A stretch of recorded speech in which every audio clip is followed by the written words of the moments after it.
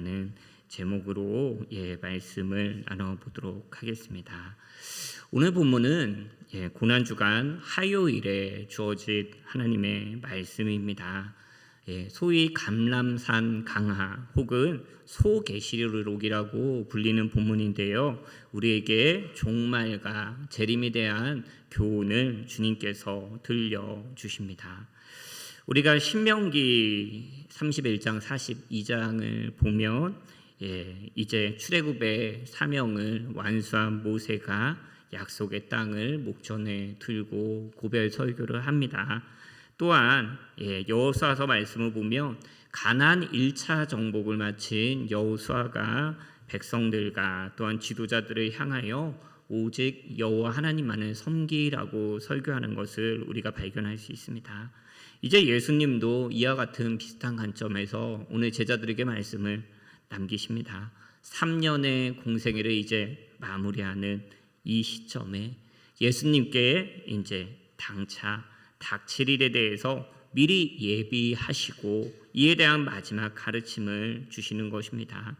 이 감람산 강화를 살펴보면요, 예수님의 죽음과 부활의 이제 그 공백으로 인한 제자들을 먼저 준비시키는 맥락에서 주어집니다. 하지만 이 본문은 단순히 제자들에게만 주어지는 것이 아니라 예수님이 오신 날, 그리고 예수님이 다시 오실 날, 즉 초림과 재림 사이를 살아가는 신약 시대의 모든 성도들, 오늘 이 자리에 앉으신 우리에게 모두 다 주어지는 말씀이라고 우리는 할 수 있습니다. 그런데 오늘 본문을 살펴보기 전에 우리가 한 가지 기억하고 알고 들어가야 될 것이 있습니다. 오늘 본문뿐만 아니라 성경에는 수많은 예언이 기록되어 있습니다. 그런데 이 성경에 기록된 예언 가운데 우리는 성경의 예언이 전반적으로 가지고 있는 복합성을 꼭 기억해야 됩니다. 이 말이 무엇인가? 성경에 기록되어 있는 예언들은 전후 관계나 그 시기가 명확하기보다는 명확하지 않은 약간 불투명하고 뭔가 모호한 그런 느낌을 우리에게 주는데요. 그것은 왜 그러냐? 성경의 예언자들이 다중적인 관점을 가지고 가깝게는 멀지 않은 미래에 일어날 사건을, 또한 멀게는 미래에 일어날 사건을, 더 멀게는 종말에 일어날 사건들을 복합적으로 바라보고 있기 때문입니다. 그래서 특정 사건뿐만이 아니라 성경 역사 전체에 반복되는 동일된 사건들, 그리고 세상 끝날에 이루어질 예언이 한 예언 가운데 우리가 기록되어 있는 것을 함축되어 있는 것, 약간 오묘한 느낌을 주죠. 그러한 예언들이 성경에 기록되어 있다는 것입니다. 이런 관점을 가지고 우리가 본문을 오늘 살펴보았으면 좋겠습니다. 오늘 1절 말씀입니다. 예수께서 성전에서 나가실 때에 제자 중 하나가 이르되 선생님이여 보소서 이 돌들이 어떠하며 이 건물들이 어떠하느냐이까. 제자가 성전의 웅장함과 화려함을 칭송하며 시작이 됩니다. 여기서 우리가 잠깐 이스라엘 성전의 역사를 살펴보도록 하겠습니다. 오늘 본문에 기록되어 있는 성전은 여러분 어떤 성전일까요? 우리가 잘 알고 있는 솔로몬 성전은 당연히 아닙니다. 솔로몬 성전은 주전 7세기경에 바벨론에 의해서 파괴되었습니다. 그리고 우리가 잘 알다시피 주전 6세기에 이제 포로기에서 돌아오죠. 포로제에서 돌아오고 제사장 에스라가 주도하여 성전을 짓습니다. 솔로몬 성전과는 비교할 수 없는 작은 성전이었지만 감격이 넘쳤죠. 그런데 이 성전 역시 주전 2세기경에 셀류키드 이방의 왕조에 의하여 더럽혀졌습니다. 하지만 마카비에 의하여 다시 정화되고 헤롯 대왕에 의해 엄청난 규모로 확장되었습니다. 따라서 본문이 말하는 성전은 헤롯 성전입니다. 여러분, 이 성전이 어떻게 생겼을까요? 이 성전이 실제로 생긴 거는 아마도 어떤 기록이 남아있지 않게, 뚜렷한 기록이 남아있지 않기 때문에 당시 생존했던, 실제로 봤던 사람들만이 알 수 있지만, 당시 이 성전이 세계의 불가사의한 건축물 가운데 하나로 여겨졌다는 것을 보았을 때 우리는 이 건물이 엄청난 건물이었음을 알 수 있다는 것이죠. 예수님이 태어나기 전에 약 15년 전에 이 건물은 건축이 시작되었습니다. 대략 주전 20년 그때였거든요. 헤롯 대왕은 유대인들의 성전을 개축하고 아름답게 꾸미는 대규모 건축 사업을 시작하게 됩니다. 그런데 이 헤롯, 성경에 나오는 헤롯 대왕은 여러분 에돔 출신입니다. 에돔인입니다. 따라서 여호와 하나님에 대해서는 별로 그다지 관심이 없어요. 종교적인 열심으로 이 성전을 지은 것이 아니라 단지 이스라엘 백성들에게 이 성전을 이스라엘 백성들이 예배하는 성전을 지어다 주고 또한 자기 왕조가 이것을 지었다. 정말 어떻게 보면 기념비적인 이런 건축물을 세우고 싶어 했다라는 것입니다. 따라서 유대인들은 유대인이 아닌 이 헤롯 대왕은 싫어했지만 이 성전에 대해서는 엄청나게 자랑스럽게 여겼다라고 합니다. 역사의 기록을 살펴보며 우리가 각자 그 모습을 이 시간 그려보기를 원했으면 좋겠습니다. 예루살렘 성전은 여러분 예루살렘 총 면적의 6분의 1이나 차지하였다라고 합니다. 그리고 성전의 주축돌, 여러분 성전의 가장 기본이 되고 중요한 돌 아시죠? 그 주축돌 하나의 크기가 여러분 어떠했냐 하면 가로 7m, 세로 2.5m, 높이가 3.5m나 될 정도로 엄청나게 컸다고 합니다. 건축 기간은 앞서 말씀드린 것처럼 주전 20년부터 주후 64년까지 무려 80년이나 진행되었다고 합니다. 즉 예수님이 이 말씀을 하실 때 이미 50년이라는 시간이 이 건축물에 투입되었어요. 그리고 그 당시의 문명과 그 당시의 기술이 총결집시킨 정말로 엄청난 건물이었던 것입니다.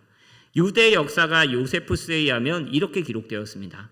성전은 백석, 대리석으로 되어 있으며 각각의 돌은 엇갈려 쌓여 있어 멀리서 보면 마치 성벽에 파도가 치는 것처럼 아름다웠다라고 기록하였습니다.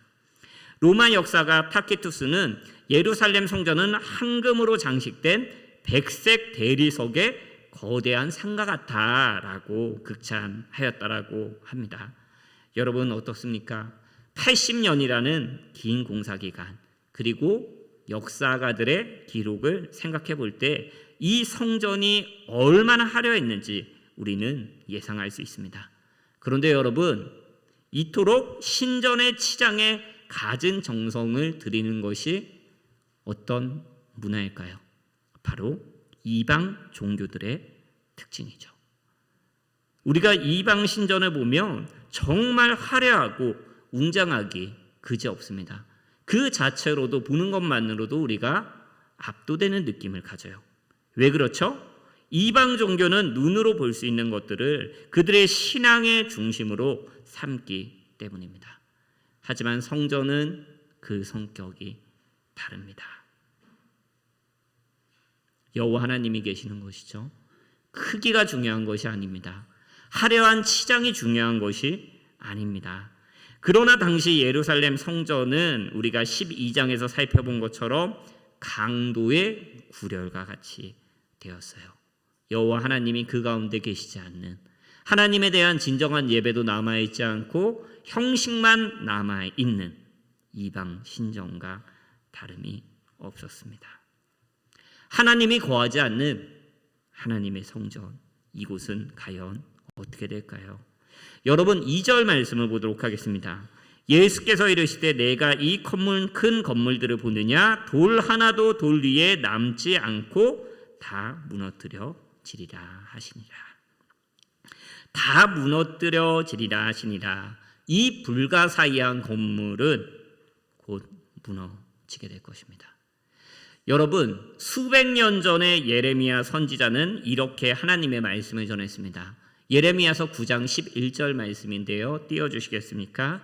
9장 11절 말씀을 보면 내가 예루살렘으로 무더기를 만들며 승냥이의 구렬이 되게 하겠다라고 예언을 하였습니다.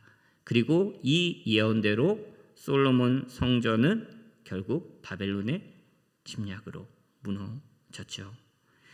예수님은 예루살렘과 아름다운 성전이 다시 한번 완전히 무너질 것이라고 예언하고 계십니다. 돌 하나도 그 돌 위에 남지 않을 것이라는 것은 문자 그대로 철저한 파괴를 의미합니다. 그리고 우리가 잘 알다시피 이 예언은 70년 로마 디도 장군에 의하여 이루어지죠. 성전이 완공된 지 불과 10년도 되지 않은 그때였습니다. 예루살렘 성전이 완전히 무너질 것이다.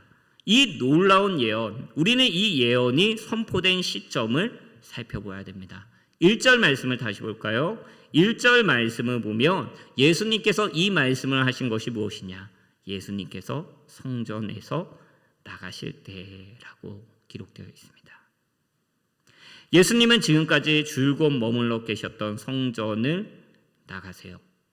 이것은 단순히 예수님께서 성전을 나가시는 것이 아니라 성전과의 완전한 결별을 선언하고 성전에 등을 돌리시는 것을 의미합니다. 예수님께서는 지금까지 유대인들의 잘못된 종교 행위 그리고 신앙관념에 대해서 경고와 심판의 말씀을 주셨습니다. 하지만 그들은 어떻게 반응했습니까? 이 하나님의 말씀에 두렵고 떨리는 마음으로 들어야 되는데 오히려 예수님의 가르침을 트집잡고 예수님을 걸려 넘어지게 하였다는 것입니다. 이러한 유대인들의 태도는 결국 예수님으로 하여금 성전을 나가게끔 하였습니다. 그리고 예수님은 이 성전을 나가신 후에 다시는 이 성전에 들어오지 않으십니다.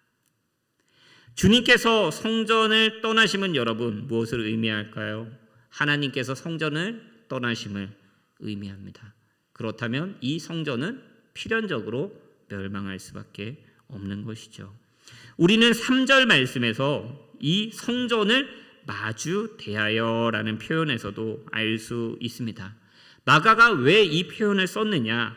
성전이 원래 하나님께서 성전을 세우신 뜻에서 완전히 벗어난, 완전히 반대된 개념으로 세워져 있음을, 빠져 있음을 말하는 것이죠. 그런데 여러분, 이 말을 들은 제자들은 어떻게 반응을 하였겠을까요? 당시 유대인들에게 신학적으로나 건축학적으로나 이 하나님이 계시는 성전은 가장 안전한 건물로 여겨졌습니다. 그런데 이 성전이 무너진다고 합니다. 그러자 제자들은 충격 속에서 이렇게 묻습니다. 어느 때에 이런 일이 있겠사오며 이 모든 일이 이루어지려고 할 때에 무슨 징조가 있사오리까? 제자들의 이 질문에 대해서도 여러분 학자들 간의 의견이 분분합니다. 하지만 일반적으로 노란 줄이 쳐져 있죠. 이런 일은 성전의 파괴를 얘기합니다. 이 모든 일은 시대의 종말을 의미합니다. 즉 제자들이 예수님께 물은 것은 성전 파괴의 때와 종말이 일어날 징조는 무엇이냐라고 묻는 것이죠. 제자들이 왜 이렇게 물었습니까? 제자들은 성전의 멸망이 세상의 종말을 이끌 것이라고 믿었습니다. 그리고 그것은 메시아가 자신의 나라를 이 땅에 세우는 것이라고 기대했습니다. 그래서 그 시기를 그토록 알고 싶어 했던 것이죠. 여러분, 그런데 이 호기심은 오늘날 그리스도의 재림 날짜를 알아맞추려고 하는, 그렇게 애쓰는 그리스도인들이 가지는 호기심과 같은 종류입니다. 예수님은 언제 오실까요, 여러분? 우리도 참 궁금하죠. 그런데 보십시오. 예수님은 그것을 곧바로 모든 시대를 살아가는 그리스도인에 대한 도전으로 바꾸세요. 5절 말씀을 우리가 함께 읽어보도록 하겠습니다. 함께 읽습니다. 예수께서 이르시되 너희가 사람의 미혹을 받지 않도록 주의하라. 무언가 대답과 질문이 매끄럽게 연결되지 않습니다. 성전이 언제 무너집니까? 멸망의 시기가 언제입니까? 라는 제자들에게 오히려 예수님은 경고의 말씀을 하고 있는 것이죠. 예수님의 이 대답의 의미가 무엇입니까? 예수님의 관점은 성전이 무너지는 때 세상이 멸망하는 곳에 있는 것이 아닌 건고에 있음을 보여줍니다. 그때가 언제입니까? 종말론적인 호기심을 충족시키는 것이 중요한 것이 아니라 종말론적인 각성이 중요한 것입니다. 여기서 주의하다라는 말은 보는 일에 쉬지 않고 계속하라, 눈을 부릅뜨고 계속해서 지켜보라라는 의미를 가지고 있습니다. 왜 주의해야 될까요? 이어지는 6절 말씀을 보면 예수님의 이름을 빙자하여 자신의 그리스도라고 하는 거짓 메시아들이 출현하기 때문입니다.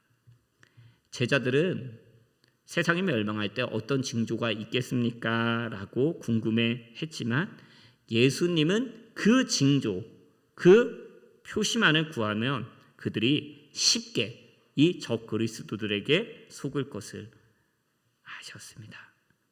예수님은 말씀하셨어요. 자신이 이 땅에 다시 오기 전에 많은 신자들이 자신을 그리스도라고 주장하는 거짓 교사들에게 미혹을 받을 거라고 예언을 하셨습니다. 그리고 실제로 예수님이 부활하신 이후에 각 시대마다 자기가 그리스도라고 주장하는 사람들도 있었고요. 예수님이 오실 때를 자기는 정확히 안다라고 주장하는 사람들도 있었습니다. 우리나라에도 있었죠, 여러분. 아주 세계적으로 유명한. 하지만 분명히 말할 수 있는 것은 이 땅에 자신이 수많은 메시아라고 주장한 사람들 가운데 아무도 진실한 그리스도인은 없었다라는 것입니다. 그리고 그들 중 그 누구도 재림의 때를 정확히 알지 못했다라는 것입니다. 왜 그럴까요, 여러분? 자칭 그리스도라고 하는 자들에게는 하나님을 기쁘시게 할 만한 열매가 없으므로 그들의 주장이, 그들의 말이 거짓됨이 곧 드러내고 맙니다. 그들이 거짓 표적을 보이는 것은 가능할 것이에요. 여러분, 사람들의 눈을 속이는 사도행전을 봐도 우리가 마술사 시몬을 알 수 있듯이 사람들의 눈을 속이는 그런 거짓 표적을 보이는 것은 가능합니다. 하지만 그들에게서 그리스도를 닮은 인격이나 삶을 기대하는 것은 어렵지요. 자칭 그리스도라고 하는 이단의 교주들 가운데 여러분, 윤리적으로 도덕적으로 문제가 없는 자들은 거의 없었음을 우리는 알 수 있습니다. 말씀을 계속해서 볼까요? 마지막 날에 일어날 일들에 대해서 예수님이 말씀하신 것은 하나의 또 하나의 특징은 내전입니다. 말세의 혁명과 내란이 성행하는 것은 계시록에서도 예언된 바이죠. 로마 제국에서는 네로가 죽은 후에 1년 사이에 세 왕이 서로를 죽고 죽이는 일이 있었습니다. 또한 8절 말씀을 보면 나라와 나라 간의 국제전이 일어날 것이며 지진과 기근이 있을 것이라고 얘기합니다. 그런데 여러분, 이 하나하나를 우리가 살펴보는 것이 중요한 것이 아니라 우리가 주목하고자 하는 것은 예수님께서 말씀하신 종말의 징조들은 종말 그 자체가 아니라 본격적인 재난의 시작일 뿐이라는 것입니다. 7절 하반절 말씀을 볼까요? 7절 하반절 말씀을 보면 주님은 이런 일이 있어야 하되 아직 끝은 아니리라 라고 말씀하신 것입니다. 즉 제자들이 주장한 것과 달리 성전의 종말과 세상의 종말이 같이 아니하다라는 것입니다. 성전이 무너질지라도 세상은 무너지지 않으니 호들갑 떨지 말 것을 말씀하시는 것입니다. 성전이 파괴될 때 여러분 어떤 일이 일어났을까요? 예루살렘 성전이 파괴되었을 때 로마에 대항하는 독립투사들이 종말론을 부추기며 메시아로 추앙받았습니다. 전쟁과 재난의 현상들이 종말의 징조로 해자되었습니다. 하지만 그 미혹에 흔들려서는 안 된다라는 것이죠. 역사적으로 봤을 때 70년 예루살렘 멸망을 전후로 하여 여러분 무려 30명이나 되는 거짓 메시아들이 출현했다라고 합니다. 세상의 끝이 이르기 전에 사회 혼란이나 자연재해들은 자주 반복적으로 일어날 것입니다. 하지만 그렇다고 하여서 섣불리 세상의 끝을 말하는 극단적인 주장에 동요되지 말고 도리어 이것이 시작이라는 마음으로 신중히 깨어 있으라고 주님은 우리에게 말씀하십니다. 8절 말씀 마지막을 볼까요? 이는 재난의 시작이라. 여러분, 많은 그리스도인들이 예수님께서 언제 어떻게 다시 오실지를 생각합니다. 각종 도표들과 징조들이 넘쳐나고 있습니다. 예수님이 이때에 오실 것이다. 예수님이 이때에 오실 것이다. 라고 주장을 하곤 합니다. 하지만 예수님은 여러분 과연 그것을 원하실까요? 예수님은 아무런 도표도 주지 않으십니다. 다만 약속과 맹세만 하실 뿐입니다. 내가 다시 오리라라는 말입니다. 따라서 미래에 대해서 섣불리 추측하지 마십시오. 그분이 언제 오시는지 관심을 가지는 대신 여러분의 인생을 오늘 하루를 주님께 성실히 바치십시오. 주님은 속이는 자들과 폭력이 지배하는 것처럼 보일 때에도 우리가 예수님께 충성하기를 원하십니다. 생각해 보십시오. 여러분 언제 딱 종말이 온다라고 딱 정확한 날짜가 예비된다라고만 가정해 보겠습니다. 그렇다면 우리가 그 종말의 시점을 안다면 그 직전의 그 환난의 시기만 우리가 잠깐 버티면 끝나는 것일까요? 아니죠. 수없이 등장하는 종말에 대한 주장들에 우리는 쉽게 동의할 것이 아니라 우리 일상 속에서 말과 삶으로 복음에 충성해야 됩니다.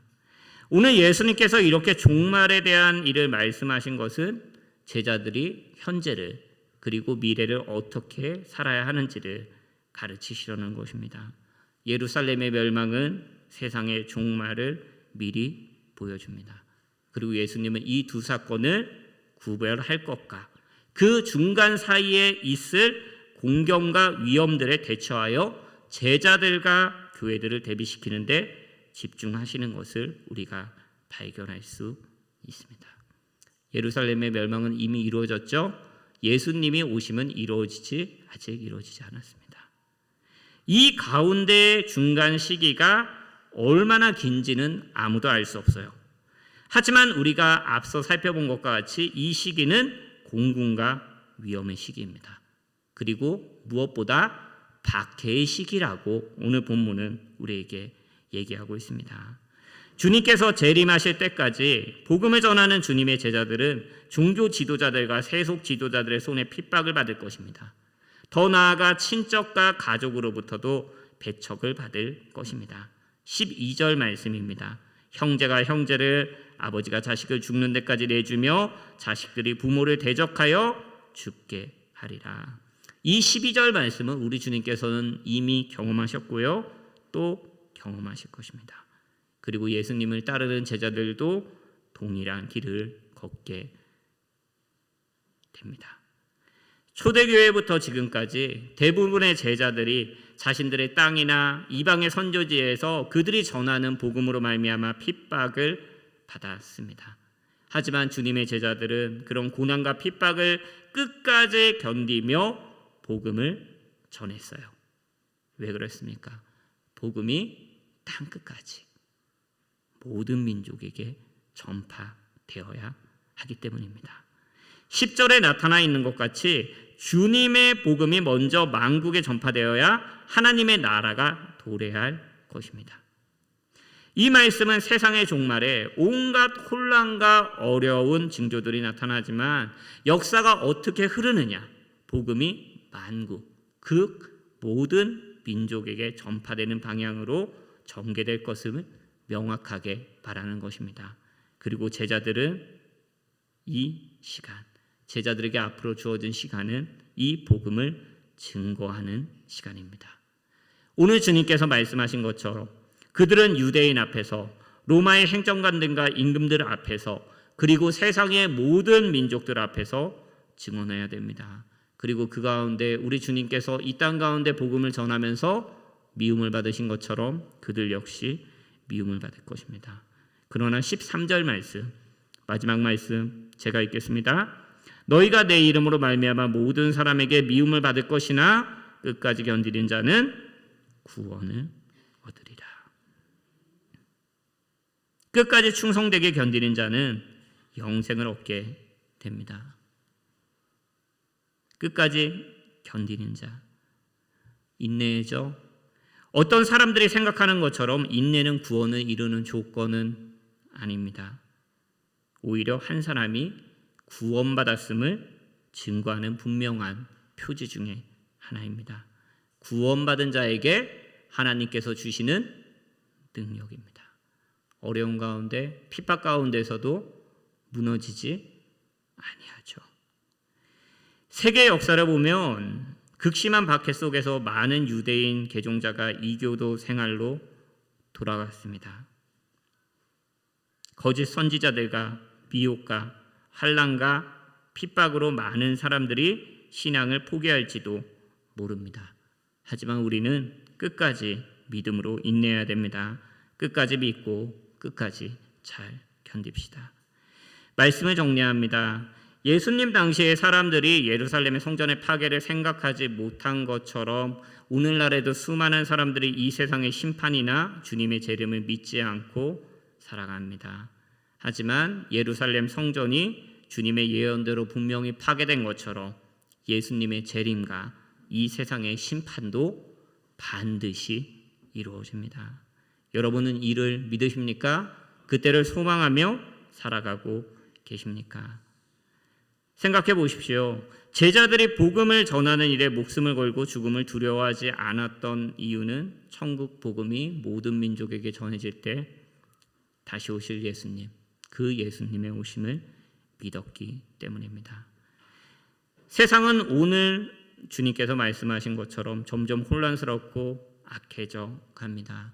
하지만 우리는 이런 세상 속에서 흔들리지 말고 다시 오신다라는 주님의 말씀을 붙들고 믿음을 지켜야 됩니다.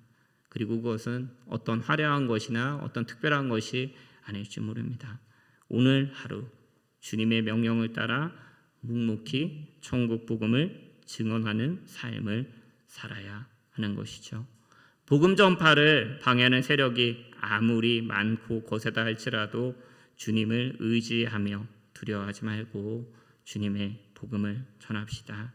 우리를 위협하는 거짓 선지자의 속임에 미혹되지 않도록 진리로 철저히 무정하며 고난과 핍박 가운데서도 주님만 바라보며 인내하여 믿음의 경주를 굳건히 하게 하옵소서.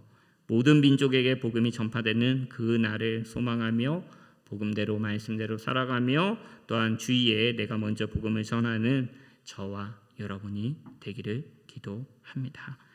우리의 말씀은 그 찬송 176장 찬송하고 잠시